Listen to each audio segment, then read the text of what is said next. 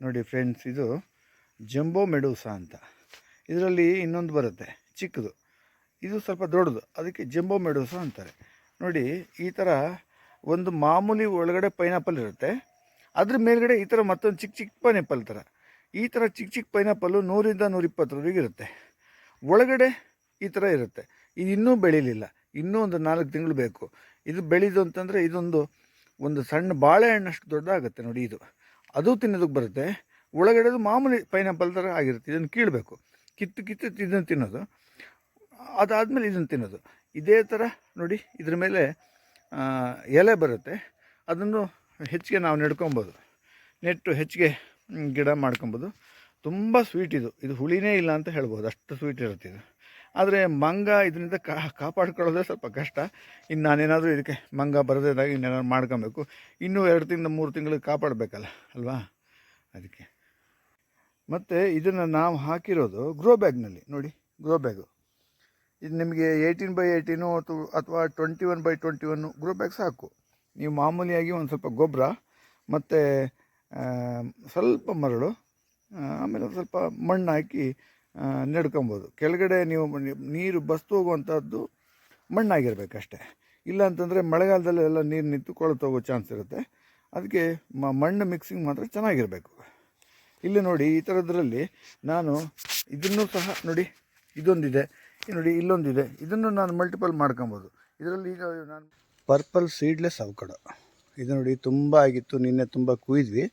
ಅದು ನೋಡಿ, ಹಣ್ಣು ಈ ಥರ ಇದೆ, ಈ ಥರ ಆಗುತ್ತೆ, ಪರ್ಪಲ್ ಕಲರ್ ಆಗುತ್ತೆ.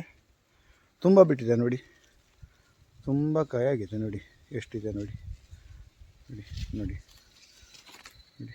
ಬಂಚ್ ಬರುತ್ತೆ, ತುಂಬ ಆಗುತ್ತೆ. ಮೊದಲು ಒಂಥರ ಹಸಿರು ಇರುತ್ತೆ, ಈ ಥರ ಹಣ್ಣಾದ್ಮೇಲೆ ಈ ಥರ ಹೀಗೆ ಕಲರ್ ಆಗುತ್ತೆ. ಸ್ವೀಟು ಕಡಿಮೆ, ಬಟ್ ಏನೋ ಒಂಥರ ಚೆಂದ ಫ್ಲೇವರ್. ಇದು ತುಂಬ ಚೆನ್ನಾಗಿದೆ. ಸ್ಮೂತ್ ಅಂತಂದರೆ ಅಷ್ಟು ಸ್ಮೂತ್ ಇದೆ ನೋಡಿ.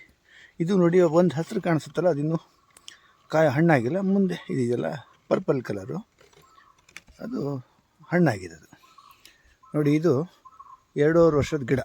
ಇದು ತುಂಬ ಒಂದು 100 ಕಾಯಾಗಿದೆ ಇದರೊಳಗೆ.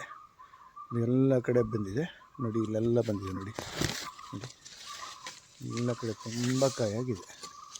ನಿನ್ನೆ ತುಂಬ ಹಣ್ಣು ಕುಯ್ದಿದ್ವಿ, ಚೆನ್ನಾಗಿತ್ತು. ಸೀಡ್ಲೆಸ್ಸು, ಒಂದು ಚೂರು ಒಂದು ಚಿಕ್ಕ ಬೀಜ ಸಹ ಇಲ್ಲ. ತುಂಬ ಚೆನ್ನಾಗಿದೆ ನೋಡಿ.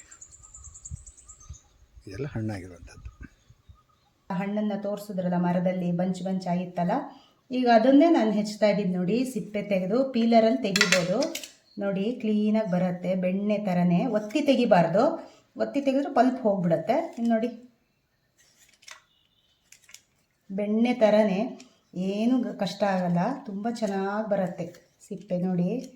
ಸೀಡ್ಲೆಸ್ ಮತ್ತಿದು ನೋಡಿ. ಆಮೇಲೆ ಹೀಗೆ ತೆಗೆದುಬಿಟ್ರೆ ಬಂದೇ ಬಿಡುತ್ತೆ. ಇಲ್ಲಿ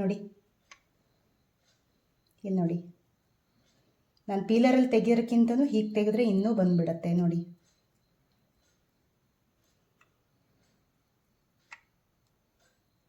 ನೋಡಿ, ಇದನ್ನೀಗ ಮಧ್ಯ ಹೆಚ್ಚುತ್ತಾ ಇದ್ದೀನಿ.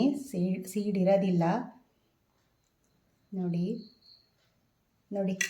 ಬೆಣ್ಣೆ ಥರನೇ ಅಷ್ಟು ಸ್ಮೂತಾಗಿರುತ್ತೆ ಹಣ್ಣು ನೋಡಿ. ಪರ್ಪಲ್ ಕಲರ್ ಆದಮೇಲೆ ಇದನ್ನು ಕುಯ್ದು ಹೆಚ್ಚಬೇಕು.